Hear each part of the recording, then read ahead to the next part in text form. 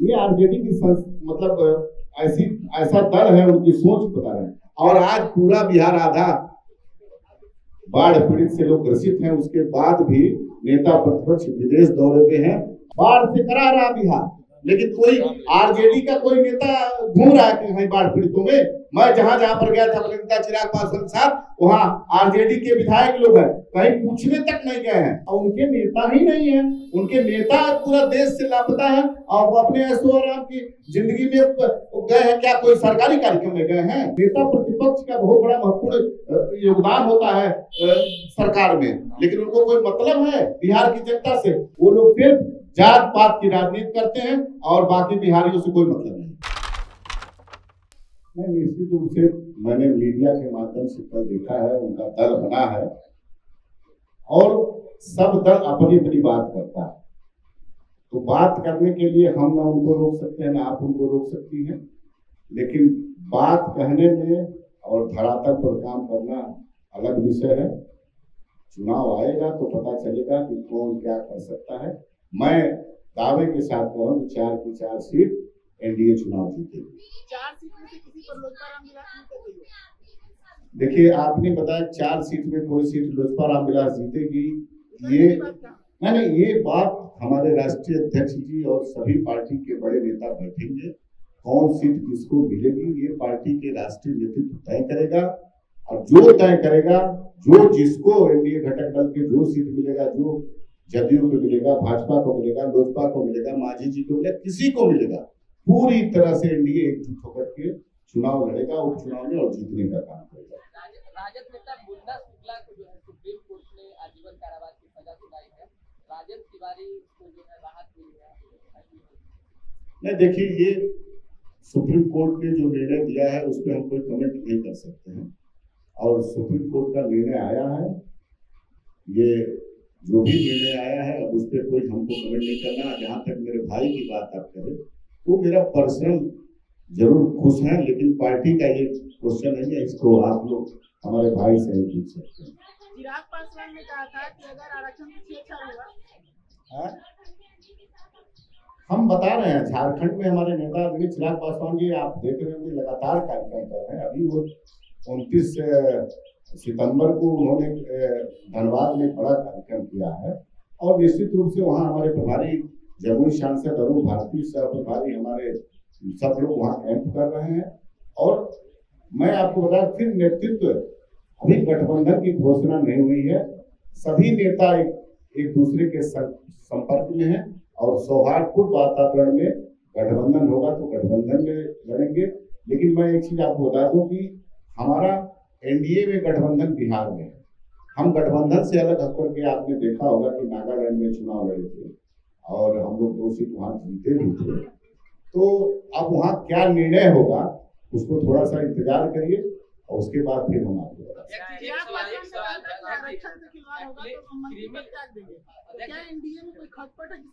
आप लोग देखिए, चिराग पासवान जी की बातों को दूसरी तरफ तोड़ मरोड़ के चला रहे हैं। निश्चित रूप से उन्होंने कहा था कि हमारे जो चाहने वाले, हमारे जो संस्थापक के, हमारे नेता के जो कोर वोट है, आप मंचों पर भी चिराग पासवान कहे हैं कि जब तक मैं जिंदा हूँ आरक्षण के साथ कोई मतलब खिलवाड़ नहीं कर सकता है।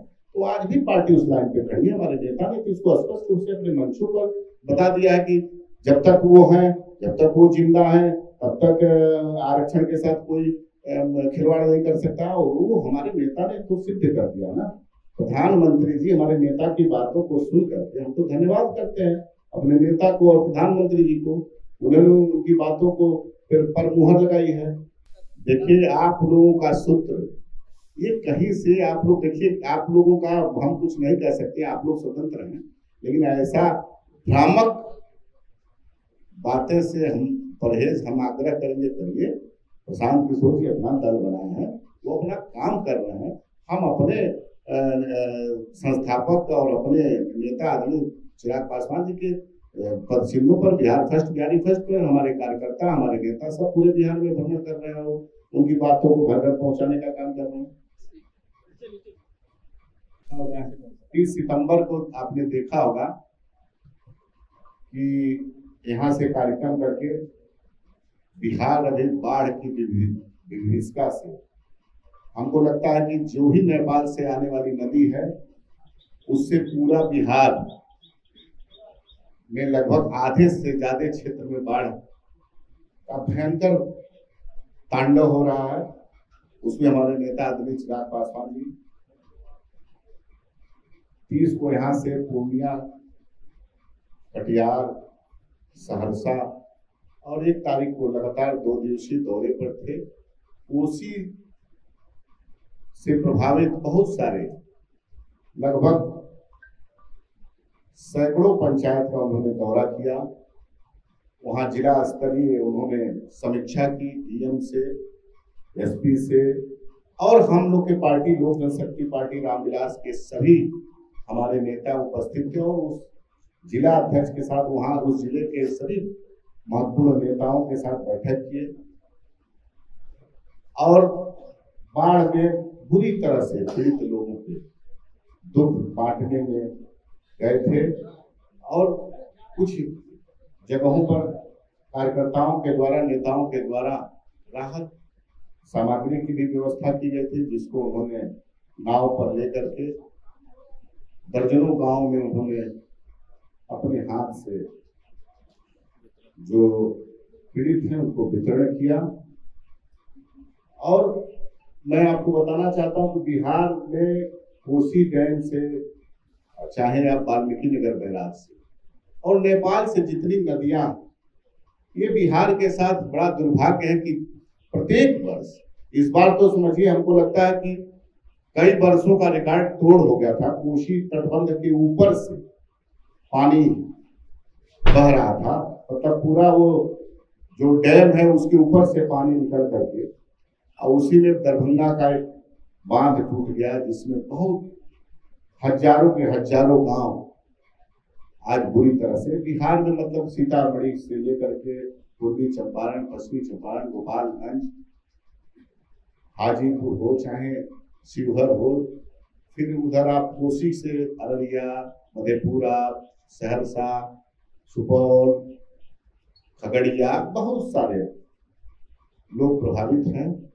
हमारे नेता लगातार सरकार के संपर्क में हैं, कैसे बाढ़ पीड़ितों को ज्यादा से ज्यादा मदद पहुंचाई जाए और उनके निर्देश पर हमारे पार्टी के सभी जिला के बड़े नेता, जिला अध्यक्ष के साथ लगातार बाढ़ पीड़ितों की मदद में अपने अपने स्तर से पार्टी की तरफ से लगे हुए हैं।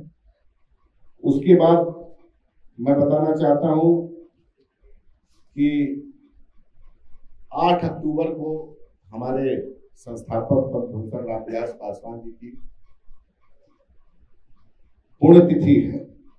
उस अवसर पर प्रत्येक वर्ष के भांति पूरे बिहार से सभी हमारे नेता कार्यकर्ता उनकी जन्मस्थली सहरबनी पहुंचते हैं। उसकी भी तैयारी जोरों से हो रही है, क्योंकि हम लोग के संस्थापक जिनके पद चिन्हों पर हम लोग चलने का काम करते हैं, हमारे राष्ट्रीय अध्यक्ष आदरणीय चिराग पासवान जी के पुण्यतिथि वहां मनती है 8 अक्टूबर को, और उनका जन्म दिवस हम लोग हाजीपुर में जहां मूर्ति आदमकद मूर्ति लगी है वहां हम लोग मनाते हैं। प्रत्येक वर्ष बड़े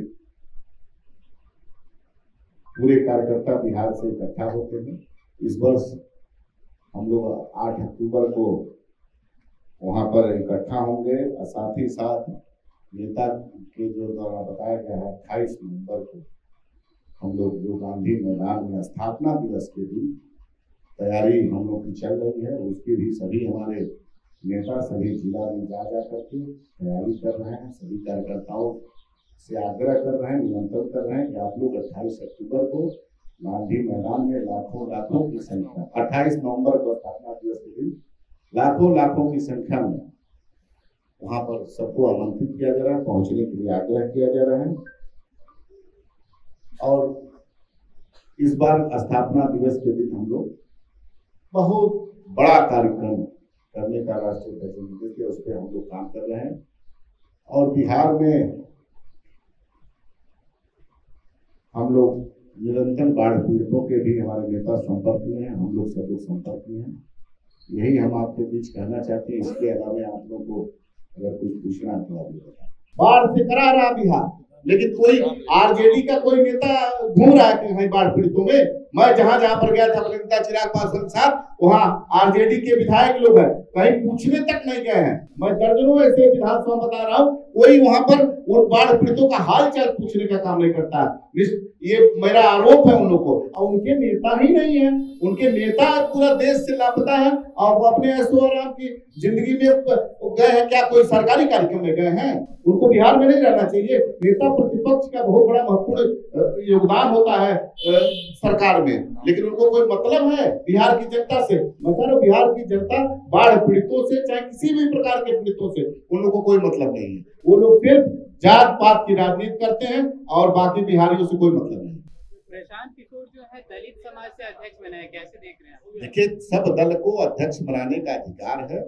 अब हम कैसा नहीं देखते हैं, हम लोग अपना पार्टी, अपने नेता चिराग पासवान, अपने पार्टी लोक जनशक्ति पार्टी के नेता के विजन में हम लोग काम करते हैं। और कौन काम करता है कौन नहीं करता है, इसका परिणाम देती है, इस पे मुहर लगाती है बिहार की जनता।